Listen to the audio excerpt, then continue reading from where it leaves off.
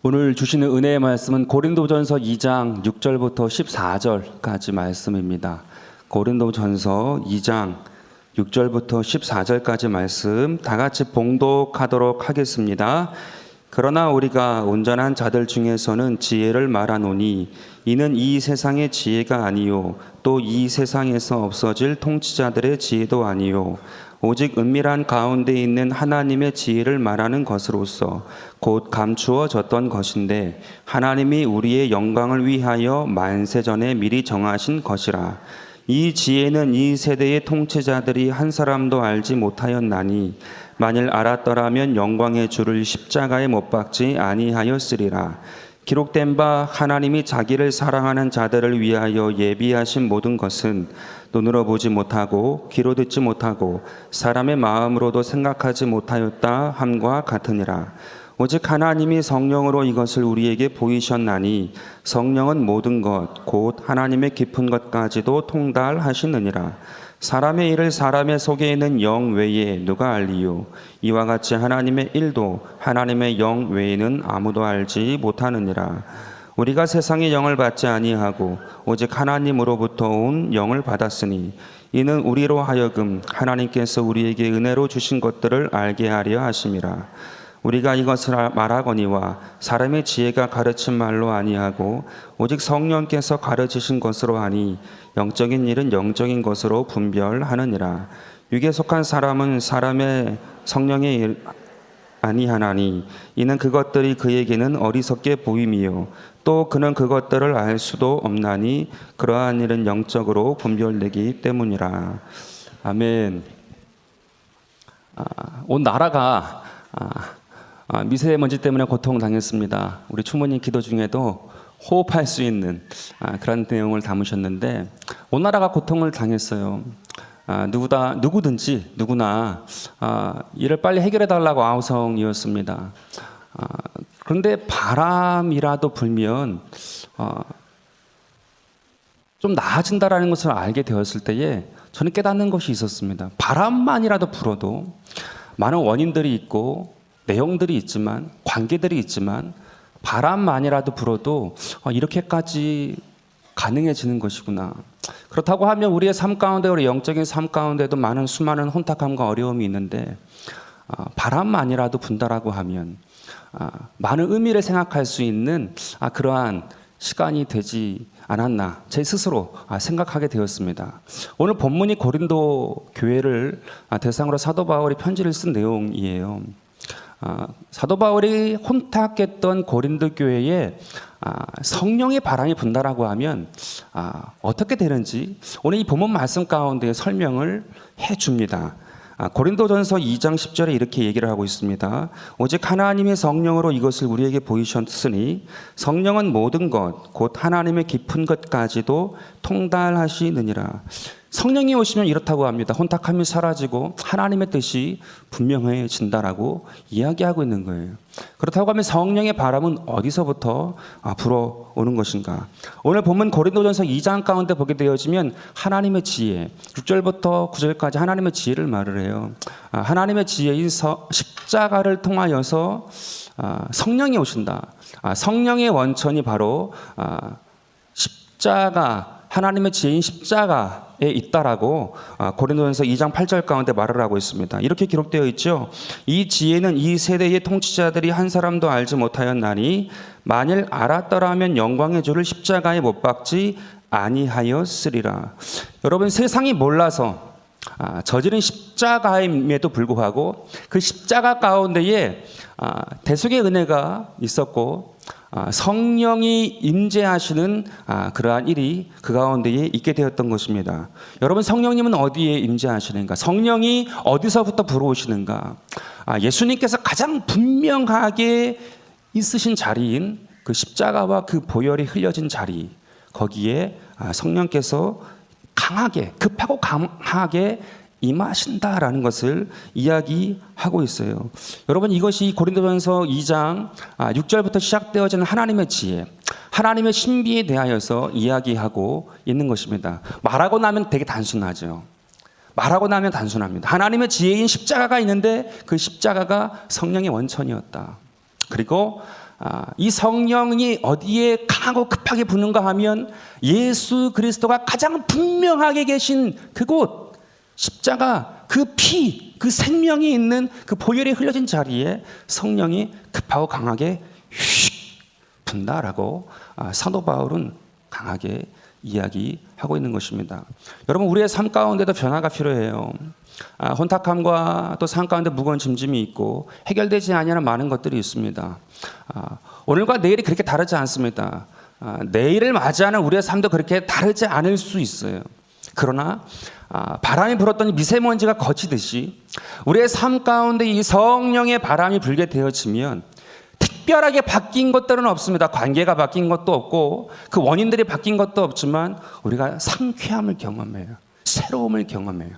변화되어짐을 경험할 수 있다는 것입니다. 그것이 어디서부터 오는가? 성령께서 함께 하실 때 십자가를 통하여 임하신 그 성령 하나님을 오늘 내 삶 가운데 경험할 때에 오늘 내 삶 가운데 눈에 보이는 것이, 잡히는 것이, 들리는 것이 특별하게 바뀌는 것이 없다 할지라도 그 영혼 가운데 생명의 놀라운 역사가 일어나게 될 줄로 믿습니다. 믿으십니까? 아멘. 그렇다고 하면 성령이 임하게 될 때에 우리를 어떻게 변화시키실까? 첫 번째입니다. 하나님께서 우리를 동역자로 삼아 주세요. 여러분, 동역자라는 의미가 무엇일까요? 동역한다라는 것은 상응하는 실력이 있다라는 것이고 그만한 인정을 받았다라는 것입니다. 근데 오늘 성경 말씀 가운데 보게 되어지면 하나님이 죄 많은, 흠 많은 우리를 동역자로 삼아주셨다고 이야기하고 있어요. 오늘 본문 고린도전서 2장 11절입니다. 사람의 일을 사람의 속에 있는 영 외에 누가 알리요? 이와 같이 하나님의 일도 하나님의 영 외에는 아무도 알지 못하느니라. 사람은 하나님의 일을 알지 못한다고 말합니다. 그러나 그 다음 절인 12절입니다. 우리가 세상의 영을 받지 아니하고 오직 하나님으로부터 온 영을 받았으니. 여러분, 여기서 하나님께로부터 온 영을 받았다는 것이 무엇을 말하는 것입니까? 하나님의 지혜인 십자가로부터 성령을 받았다라는 것이에요. 이것은 우리가 하나님과 함께 일을 하는 동역자가 되었다라는 거예요. 여러분, 십자가로 인한 성령이 임하였는데 십자가에 대한 내 마음 가운데, 내 삶 가운데에 치열한 싸움이 있고 그 고난 가운데 놓지 아니하려는, 하나님의 은혜를 놓지 아니하려는 그 치열함이 있고 또 내 삶 가운데 성령으로 말미암아 살고자 하고 또 성령과 함께 내가 오늘 기도하고 예배하고 함께하고 공동체의 이 모든 은혜의 자리를 떠나지 아니하고 나아가는 그 심령 가운데에는 이미 하나님이 나의 동역자다 라고 이야기하셨다라는 것입니다. 여러분, 고린도전서 3장 9절에 이렇게 말씀하세요. 우리는 하나님의 동역자들이요 너희는 하나님의 밭이요 하나님의 집이다라고 이야기를 하고 있습니다. 그냥 명제로 내려버리신 거예요. 그 마음을 가지고 있는 자, 그 흔적이 있느냐, 그 흔적 가운데 성령의 임하심을 그 삶 가운데에 감사하며 기뻐하며 누리고 있는 자가 있느냐, 너는 내 동역자다. 너는 나의 밭이요 나의 집이다 라고 오늘 이 고린도전서 3장 가운데에서는 이야기하고 있는 것이에요. 여러분, 우리가 하나님의 동역자가 되었다는 또 다른 뜻이 있습니다. 그것은 무엇이냐 하면 우리의 신분이 바뀌었다라는 것이에요. 여러분, 녹그릇을 닦으면 어떻게 되어져요? 녹그릇 빡빡 닦으면 반짝반짝 빛이 나잖아요. 반짝반짝 빛이 나서 완전히 새로운 그릇처럼 되어지는 것입니다. 여러분, 우리의 신분, 하나님의 동역자가 되었다라는 것은 어둠 가운데 빛이 되었다라는 것이, 그래서 빛으로 이길 수 있도록, 이 세상 가운데 빛으로 나아갈 수 있도록 주님께서 우리 가운데 함께 하신 줄로 믿습니다. 여러분, 삶 가운데 그러한 승리를 경험하는 여러분 되기를 예수 이름으로 축원드립니다. 여러분, 하나님의 동역자가 되었다라는 것에 대하여서 우리가 마음 가운데 기쁨과 감사를 가지고 나아갈 때에 주의사항이 있습니다. 하나님의 동역자가 된다라는 것은 성령으로 말미암아 이루어진 것이지만 하나님의 동역자로서 주의해야 할 것이 있어요. 그것은 무엇이냐 하면 십자가를 가벼이 여기거나 소홀히 여기면 안 돼요. 하나님께 삼남매가 귀하게 쓰인 삼남매가 있습니다. 모세하고 아론하고 미리암 삼남매예요. 모세는 민족의 지도자지요. 아론은 민족의 제사장이에요. 대제사장. 그리고 미리암은 민족의 예배 인도자였습니다. 출애굽을 하면서 홍해를 건너자마자 이 미리암은 소고를 들고 춤추면서 나옵니다. 그리고 노래를 불러요. 근데 성경 말씀을 보게 되어지면 모든 여인들이 따라 나왔다고 얘기하고 있어요. 하나님의 큰 승리를 주었을 때에 예배하고 하나님께서 주신 그 뜨거운 마음을 가지고 가장 앞에 서서 그 예배를 드렸던 여인이에요. 미리암 선지자라고도 기록이 되어 있습니다. 그러니까 이 삼남매는 하나님께서 귀하게 쓰셨던 하나님의 동역자였다라는 것을 알 수가 있죠. 근데 민수기 12장 가운데 보게 되어지면 한 사건이 나와요. 모세가 결혼을 하게 되어지는데 구스 여인하고 결혼을 했다고 이야기 나오죠. 알고 계시죠? 시보라가 죽은 이유였던 것 같습니다. 구스 여인과 결혼했는데 이 미리암과 아론이 비방을 했다라고 얘기를 하고 있어요. 근데 왜 비방을 했는가에 대한 내용들은 정확하게 나오지 않죠. 뭐 신우의 노릇을 했을 수 있어요. 그 내용 가운데 보게 되어지면 아론이 먼저 말을 꺼낸 것이 아니라 미리암이 먼저 꺼냈다라고 예측되어진 내용들이 많이 있거든요. 나병도 미리암만 걸려요. 그러니까 이 미리암과 아론이 비방을 하는데 두려워하지 아니하고 비방했던 이유가 뭐라고 기록되어 있는가 하면 야훼가 모세하고만 말씀하셨느냐 우리하고도 말씀하지 아니하셨느냐라고 얘기를 하고 있어요. 하나님의 똑같은 동역자였습니다. 그렇기 때문에 모세가 자기들 가운데에 했던 것에 대하여서 불편한 것을 충분히 말할 수 있는 사람들이고 위치다라고 다 그냥 생각을 했던 것 같아요. 그것을 하나님이 들으셨고 그 다음 절에 나와 있는 내용이 뭐냐 하면 이 모세를 뭐라고 말하는가? 온 지면 가운데에 온유함의 가장, 옛날 성경으로 승하였다. 가장 온유했던 사람이다라고 기록을 하고 있어요. 그러니까 이 비방을 모세가 모르는 저 뒤에서 둘이 얘기한 것이 아니고 대놓고 했던 거죠. 하나님도 들으셨다라고 기록이 되어 있고 모세는 온유함의 가장 승했다라고 더했다는 사람이다라고 얘기했던 것을 볼 때에 그 비방을 들었지만 모세는 참았던 것 같아요. 자, 문제가 무엇이냐? 이 사건이 일어난 다음에 그 문제가 무엇이냐 하면 하나님께서 들으셨다라고 기록된 다음에 하나님께서 이 두 사람을 소환을 해요. 부른 다음에 민수기 12장 6절부터 7, 8절에 뭐라고 말하는가 하면 민수기 12장 6절입니다. 이르시되 내 말을 들으라. 너희 중에 선지자가 있으면 나 야훼가 환상으로 나를 그에게 알리기도 하고 꿈으로 그와 말하기도 하거니와. 동역자라는 얘기예요. 6절까지는. 7절인데요. 내 종 모세와는 그렇지 아니하니 그는 내 온 집에 충성함이라. 8절. 그와는 내가 대면하여 명백히 말하고 은밀한 말로 하지 아니하며 그는 또 야훼의 형상을 보거늘 너희가 어찌하여 내 종 모세 비방하기를 두려워하지 아니하느냐. 이 7절과 8절에 대한 주님께서 정확하게 미리암과 아론을 불러서 이 한 얘기를 가지고 우리는 해석을 해야 돼요. 이 본문을 가지고 교회의 목사님은 절대로 대적하면 안 돼. 그냥 그렇게 단순하게 얘기하면 되는 것이 아니고 주님께서 이 민수기 12장 7절과 8절의 내용을 가지고 왜 비방한 것에 대하여서 미리암에게 혼을 냈는지 정확한 의미를 알아야 되는 것이거든요. 대면하여 명백히 말하고 야훼의 형상을 본 사람이다라는 뜻이 무엇입니까? 여러분 인격적인 만남이 있었다라는 것을 얘기하죠. 또 7절 가운데는 온 집에 충성했다고 얘기하고 있어요. 충성이라는 의미를 무엇이라고 여러분 정의하십니까? 의지적으로 순종을 하는 거예요. 하기 싫은 마음이 있다 할지라도 그 마음 가운데 내가 충성을 해야 되겠구나. 근데 그 마음의 중심 가운데 뭐가 있냐면 주인의 마음을 미리 알아서 그 짐을 짊어진 거거든요. 그러니까 이 인격적인 만남과 주인의 마음을 알아서 짐을 짊어진 이 모세는 어떠한 사람이냐 하면 그 민족 가운데의 십자가를 진 사람이기 때문에 다 똑같은 동역자가 하나님이 귀히 쓰시는 사람이지만 그 민족을 위하여서 내가 그 십자가를 맡긴 사람을 비방하지 마. 그 의미가 있는 거예요. 하나님의 일을 합니다. 근데 그 하나님의 일을 할 때에 그 하나님의 다 동역을 하고 예언을 하고 모든 것을 중요한 것을 할 때에 주님께서 그 가운데에 가장 그 마음을 쏟아서 지키시는 것이 무엇이냐 하면 십자가를 지고 있는 사람이에요. 여러분 대부분 교회의 목사님들이 십자가를 지고 있기 때문에 그냥 목사님을 대적하면 안 되는 본문으로 삼을 수 있지만 교회 가운데에 공동체 가운데에 아무 직분이 없고 아무런 미치가 없음에도 불구하고 십자가를 지고 있는 사람이 있으면 그 사람은 건들면 안 되는 거예요. 그거를 얘기하는 거거든요. 그 십자가를 지고 있는 그 사람은 주님께서 보호하시겠다라고 이야기를 하고 있는 것입니다. 굉장히 중요한 내용을 담고 있는 부분이에요. 여러분, 우리가 쉽게 생각을 해요. 어떤 걸 쉽게 생각하냐면 나랑 다를 게 없어지죠. 나랑 다를 게 없어져요. 제가 카레스에 있을 때에는 왜 결혼들이 안 되냐 쉽게 나오는 얘기가 뭐냐 하면 이제 가족인데 무슨 결혼을 하냐고. 가족이라고. 가족. 남자도 아니고 여자도 아니고 그냥 가족이라고. 결혼 안 된다고. 근데 그게 맞는 것 같아요. 근데 이게요, 우리 안에서도 시간이 지나고 흐르다 보면은 이게 그냥 가족처럼 돼가지고 니나 나나 다른 게 뭐가 있냐.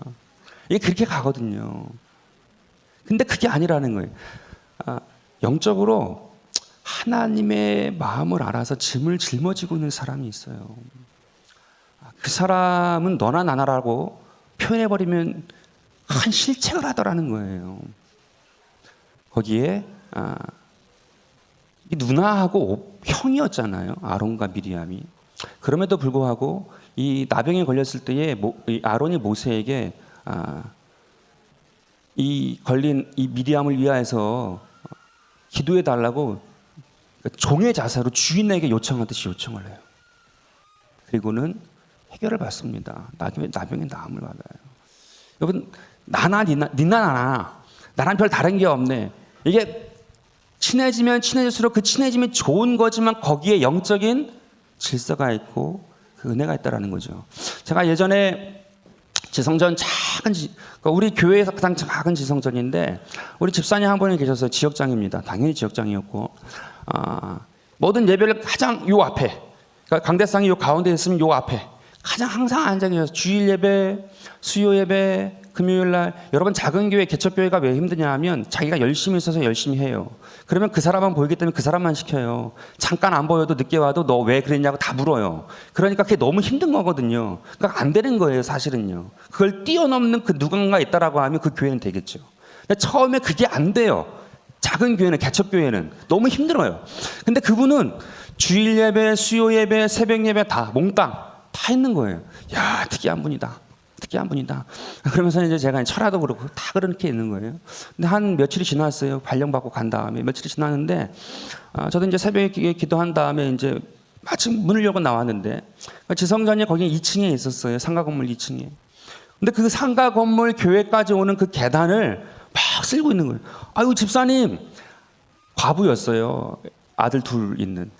집사님, 집에 가서 빨리 애들 밥 먹여가지고 회사 보내야죠. 그랬더니 이거 쓸고 하면 됩니다 하면서 막 쓰고서는 이제 가시는 거예요. 그리고는 또 한 얼마가 지났어요. 그다음에는 이제 제가 좀 새벽에 일찍 나왔습니다. 일찍 나왔더니 집사님 문을 따고 있어요. 집사님, 왜 집사님이 열쇠 갖고 다니면서 문을 따는 거예요? 그랬더니 이거 제가 해요 그러면서 또 따는 거예요. 또 한 얼마 지났어요. 마침 그때는 제가 이렇게 일찍 와가지고 그 예배를 처음부터 이제 1시간 전 4시에 이제 그 집사님 문 따고 이제 들어갔는데 그 집사님이 방송실 가더니 방송실에서 이 음향을 켜는 거예요. 그리고 막 영상을 막 내려가지고 스크린을 트는 거예요. 이 집사님, 이거는 집사님이 할 일이 아닙니다. 이거는 교회에서 세례를 받고 또 우리 방송 직원이 한 명 나와 있는데 그 직원이 할 일이지. 그리고 그것도 안 된다고 하면 여기 녹을 먹고는 제가 할 일이지 집사님이 할 일이 아니에요. 그랬더니 집사님이 이렇게 웃으면서 목사님 되게 쉬워요 그러는 거예요. 버튼 2개만 누르면 된다는 거예요. 그래서 이게 화면 켜고 이게 뭐 스크린 내리고 딱 2가지 하니까 나오긴 나오더라고요. 근데 그렇게 하시는 거예요. 야, 이 집사님 하실 일 아니라고 했음에도 불구하고 그렇게 하시는 거예요. 한 1년 정도 지난 다음에 그 분위기가 어떤 분위기냐면 목사님도 욕먹을 수 있고 먹기도 하고 거기는 장로님 또 권사님들 또 너무 또 막 열심히 하는 분들 많이 계시잖아요. 또 은혜 받고 또 순복음이니까 되게 열심히 하는 권사님들 계세요. 근데 그 집사님이 기준이에요. 그 집사님 슬프게 하면 안 돼요. 그러니까 너무 많은 것들을 막 해가지고 그분이 권세가 있고 능력이 있어서 막 그게 아니고 굳은 일을 다 하는 거예요. 다른 사람이 할 수 없는 굳은 일 그분이 다 하는 거예요. 그러니까 그분이 눈물 흘리고 기도하고 있으면 교회가 다 그냥 그 그분이 빨리 응답받고 위로받고 회복되기를 다 간절히 기도했어요. 저분이 안 된다. 저분은 반드시 하나님의 도움을 받아야 된다. 그랬던 적이 있어요. 여러분, 우습게 같지만요. 이게 성령이 역사하셔서 그렇게 하시지만 십자가의 그것을 소홀히 여기지 아니하고 잊지 아니하고 그 삶을 지극히 가져가는 분들에게 하나님이 주시는 영광이에요. 그건 하나님 똑같은 마음으로 그건 주시거든요. 여러분, 존 워너메이커라는 그 많은 예화를 들어서 알고 계시잖아요. 10살 때에 성경책 한 권을 사고 싶어서 1년 반 동안 벽돌지기를 했대요. 야, 이게 놀라운 사람이에요. 옛날 사람이니까 그때는 다 어려웠다고 치더라도 10살짜리가 너 성경책 사야 되니까 너 벽돌 지어라고 했을 때 그렇게 하겠어요? 10살짜리가 1년 반 동안에 벽돌지기를 해서 성경책을 샀다는 거예요. 이게 하나님의 그 삶 가운데에 그냥 임재하시는 사람이 되는 거예요. 백화점 왕이라고 하잖아요. 백화점 왕. 우리나라 YMCA 처음 지어준 사람도 그 사람이라고 하고 전 세계에 그렇게 쓰시는 거더라고요. 그렇게 쓰시는 거예요. 여러분, 얼마 전에 교구 한 곳이 성경 암송 대회를 했어요. 귀하더라고요.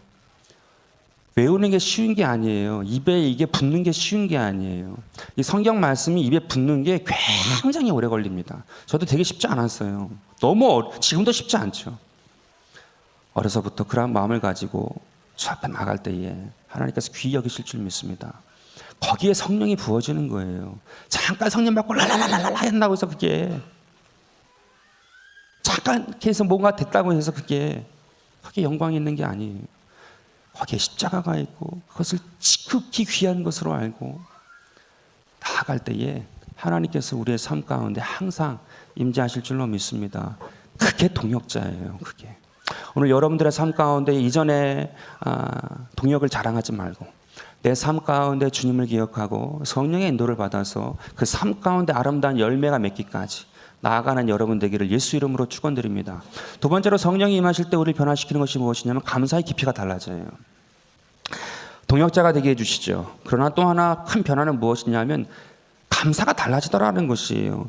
여러분, 좀 잘 될 수 있고 좀 잘 나갈 수 있습니다. 그때에 인심 쓰듯이 우리가 뭐 헌금할 수도 있고 뭐 할 수도 있어요. 근데 그런 수준이 아니고 성령께서 함께 하셔서 변화되어지는 그 감사에 달라지는 깊이는 고난 중에도 감사하지요. 그리고 구원받은 것 자체를 감사해요. 구원받은 것 자체를 감사하는 사람은 무시로 감사하는 사람, 무시로 기도하라고 하는 것처럼 무시로 감사할 수 있는 사람, 무시로 감사하는 사람만이 무시로 기도할 수 있는 거거든요. 고린도전서 2장 12절입니다. 우리가 세상의 영을 받지 아니하고 오직 하나님으로부터 온 영을 받았으니 이는 우리로 하여금 하나님께서 우리에게 은혜로 주신 것들을 알게 하려 하심이라. 여러분, 성령이 십자가로 인해서 오신 분이라고 얘기하셨죠. 성령이 십자가로 인해서 오셨기 때문에 은혜로 주신 것들을 분명히 알게 하세요. 그리고 이로 인해서 감사의 깊이가 깊어져요. 은혜로 주신 것들을 깨닫게 하신다라는 거죠. 근데 그 성령님 본인 자체가, 성령이라는 그 성령의 자체가 십자가의 은혜, 아버지 하나님의 그 지극한 사랑으로 말미암아 그 사랑을 안 그 아들이 짊어진 십자가로부터 출발되셨기 때문에 정확하게 은혜로 주신 것들을 알리십니다. 그리고 그것으로 인해서 감사의 깊이가 달라지는 거예요. 여러분, 성령께서 함께하게 되어지면 직장 가운데 갈구는 상사 있을 수 있죠. 근데 나를 성공시키기 위해서, 승진시키기 위해서 나를 훈련시키는 사람으로 바뀌어요. 진짜로 바뀝니다.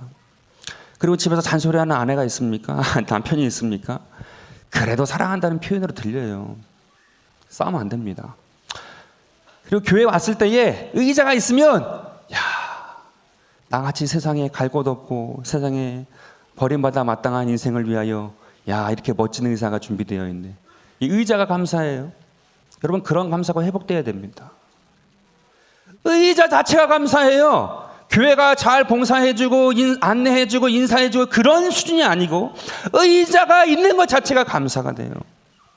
여러분, 성령께서 우리 그렇게 바꾸어 주시는 거예요. 여러분, 마귀는 고난을 당하면 그리고 우리가 고난 당했을 때에 멸망당하고 포기하고 끝날 걸로 생각을 하지만 십자가의 은혜로 말미암아 변화되어진 감사가 깊어진 사람의 삶은 포기하지 않습니다. 고난 가운데도 감사해요. 그리고 반드시 주님께서 내 삶 가운데 역사하실 것을 믿는 것입니다. 예전에 봤던 영화 중에 기억나는 영화가 있어요. 뭐냐 하면 스토리만 기억나요. 아무것도 기억 안 나고. 입양된 아이죠.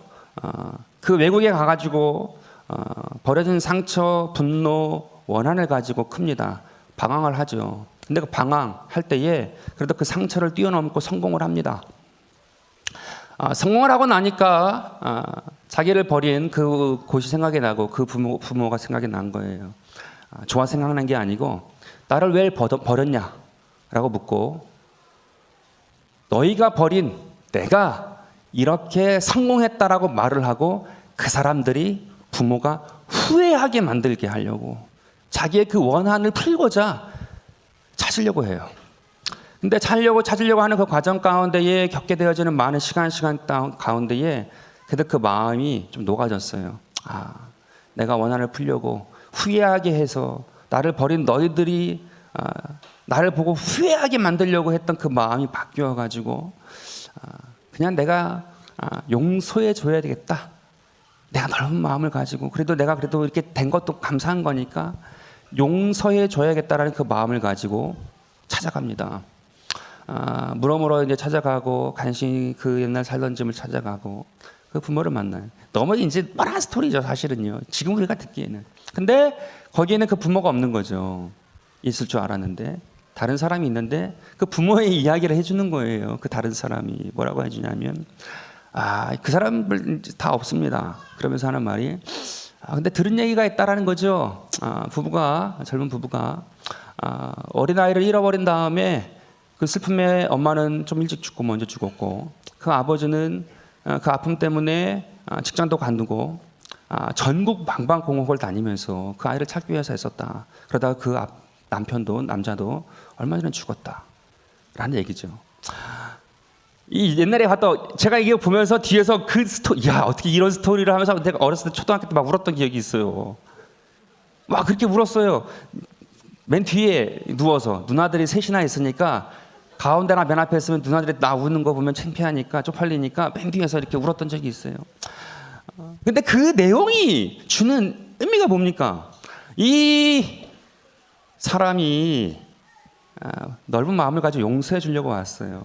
그렇지만 그 이야기를 듣고는 그 마음 가운데에 부모님의 사랑이 있다라는 것을 한순간에 그 모든 것은 감히 내가 용서할 수 있는 사람도 아니고 감히 내가 그것을 이해했다라고 말할 수도 없는 사람임을 깨닫게 되죠.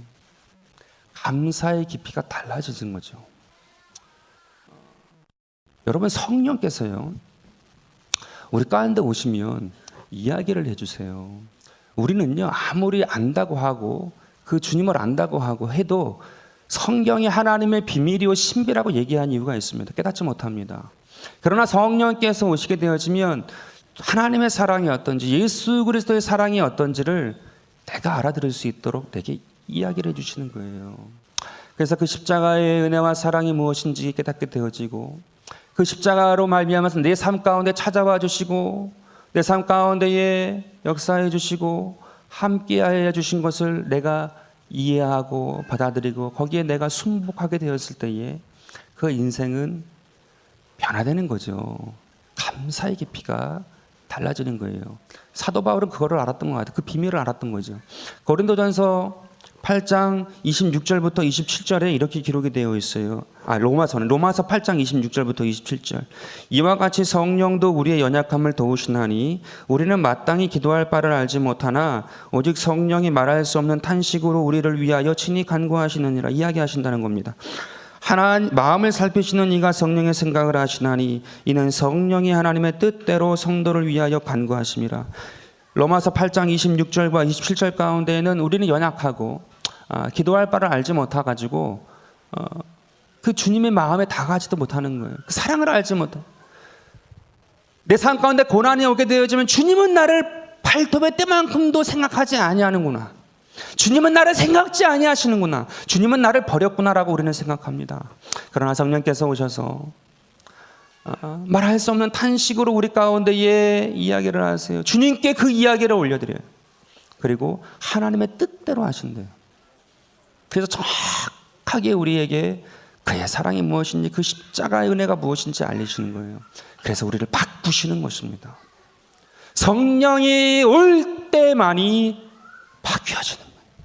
삶이 바뀌어지고 감사가 바뀌어지고 삶이 회복되어지고 굳었던 표정이 풀어지고 마음의 응어리가 녹아지고 삶의 문제가 해결함을 받는 거예요. 여러분, 여기서 하나님의 놀라운 은혜와 신비를 경험하셔야 되는 것입니다. 여러분, 그 탕자 이야기 알고 있잖아요. 탕자가 고생을 했습니다. 고생을 하게 되어지자 예전에 몰랐던 감사를 알게 되었어요. 아버지가 나를 위하여서 함께 있었던 것 자체가 그냥 고마웠던 것이구나. 그러니까 돌아갈 생각이 난 거잖아요. 돌아가는 생각이 났을 때 그 마음 가운데 떠오른 또 하나의 생각은 무엇이냐 하면, 내가 하늘과 아버지께 범죄하였으니까 이제 내가 아들이라 불림받지 못하고 품꾼의 하나로 여겨달라고 얘기를 해야 되겠다. 그 마음을 깊이 갖고 길을 갔잖아요. 근데 거리가 먼데도 아버지가 그 둘째 아들을 바라보고는 달려나와서 안고 입을 맞췄다고 얘기합니다. 안고 입을 맞췄어요. 그 영혼이 회복됐죠. 근데 바로 그 다음에 이 탕자에게 하나님이 주실 것들을 주는 걸로 얘기가 되지 않냐고, 안고 입 맞춰서 이 탕자는 영혼이 회복됐는데 그 순간에 탕자가 바로 아버지께 했던 얘기가 뭐냐면, 아버지, 내가 하늘과 아버지께 범죄하였사오니 이제 내가 아버지의 아들이라 일컬음 받지 못하겠습니다. 품꾼의 하나와 같이 여겨주세요. 그 고백을 해요. 근데 이 고백이요, 감사가 달라진 자의 고백이거든요. 고생하고 보니까 아버지가 나에게 이전에 해줬던 그 감사가 얼마나 감사한 것인지 드디어 알았습니다. 그래서 그 깨달음을 가지고 나는 품꾼의 하나도 아닙니다. 품꾼의 하나밖에 되지 않습니다. 가장 미천한 일을 하겠습니다. 그 마음으로 얘기한 거예요. 아버지가 들을 때는 깨달은 감사거든요. 감사의 깊이가 달라진 거예요. 진정한 것이 무엇인지. 그러자 어떠한 일이 나냐면, 옷을 바꿔 입혀라, 가락지를 끼워라, 신발을 신겨라, 가장 좋은 송아지를 잡아서 잔치해라. 이 아들은 죽었다가 살아났고 잃었다가 얻었다 라고 이야기를 합니다. 여러분, 감사가 회복된 사람은 물질의 복까지 하나님이 주세요. 내 마음 가운데에 감사가 사라져 있다라고 하면 강팍한 삶을 삽니다. 풍성하지 못해요. 그러나 고난 중이라도 어려운 중이라도 감사를 알고 주님께 돌아오는 사람 가운데는 그 감사를 또한 고백하고 나가는 사람 가운데는 모든 것이 회복이 돼요. 그 입은 옷을 갈아입히시고 가락지를 끼우시고 신발을 신기시고 잔치를 베푸세요. 여러분의 삶 가운데 그 복을 누리시길 간절히 바라겠습니다. 우리 입술에, 우리의 생각 가운데 불만과 원망과 그러한 것들이 그냥 배어 있어요. 그러니까 고난 받을 때가 있어요. 그거 아니어도 고난 받을 때가 있는데 그것 때문에 고난 받는다라고 하면 빨리 회개해야죠. 그리고 하나님의 전 인격적인 회복과 축복을 받으시게 되길 간절히 바라겠습니다. 그것이 감사가 회복된 사람이고 성령으로 말미암아 감사가 달라진 사람의 모습이에요. 오늘 우리 장영호 가운데 고난 중에 있는 자 있습니까? 하나님께서 반드시 세워주실 줄로 믿습니다.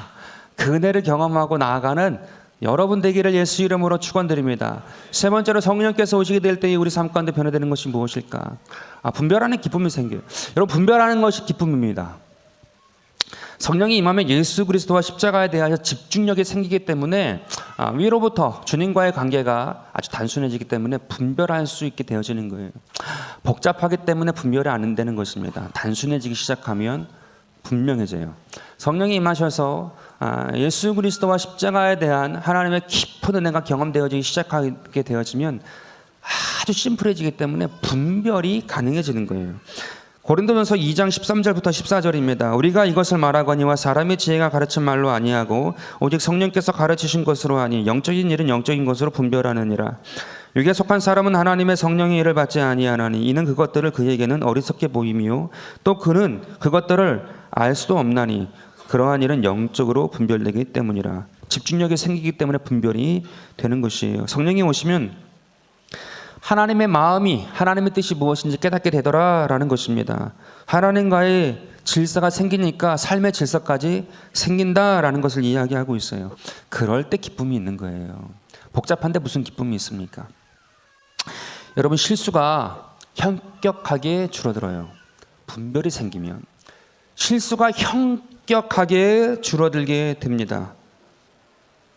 그리고 실수가 줄어들게 되어지면 축복이 뭐냐 하면 모든 일에 적극적이고 창조적이고 생산적으로 나아갈 수 있어요.